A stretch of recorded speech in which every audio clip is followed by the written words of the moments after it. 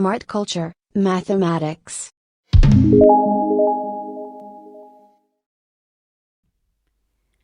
Let's take a look at the following example question. If 5 tan theta is equal to 12, use a sketch to help you find the following. Sine theta, the cosine of theta, and the sum of the sine and cosine of theta. So let's break down this question into simpler terms. Given that the tangent of an angle theta is represented by the ratio 12 to 5 and that theta lies between 0 degrees and 90 degrees, determine the values for the sine of theta, the cosine of theta, and the sum of the sine and cosine of theta.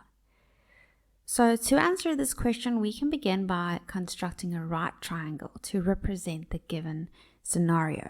So what we'll do first is we'll draw a right triangle, which means one of the angles should be equal to 90 degrees. And then we can label one of the non-right angles as theta. Given that the tangent of theta is equal to 12 over 5, you can understand this as the ratio of the side opposite theta to the side adjacent to theta. So we can set the length of the opposite side to 12 units and the adjacent side to 5 units.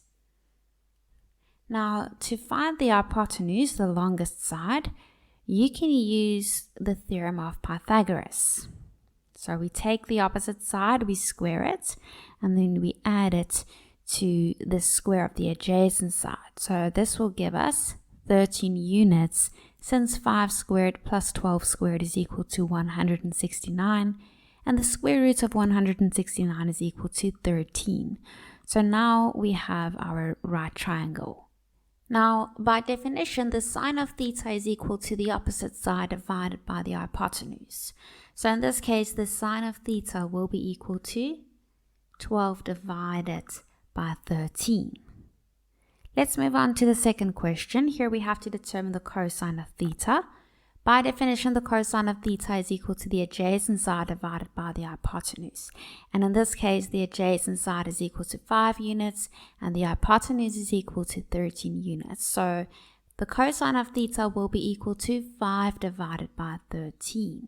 Let's move on to the last question. Here we have to calculate the sine of theta, and then we have to add it to the cosine of theta, so that we know that the sine of theta is equal to 12 over 13, and we know that the cosine of theta is equal to 5 over 13. And if we add these two fractions, we get 17 over 13. So this will be the final answer.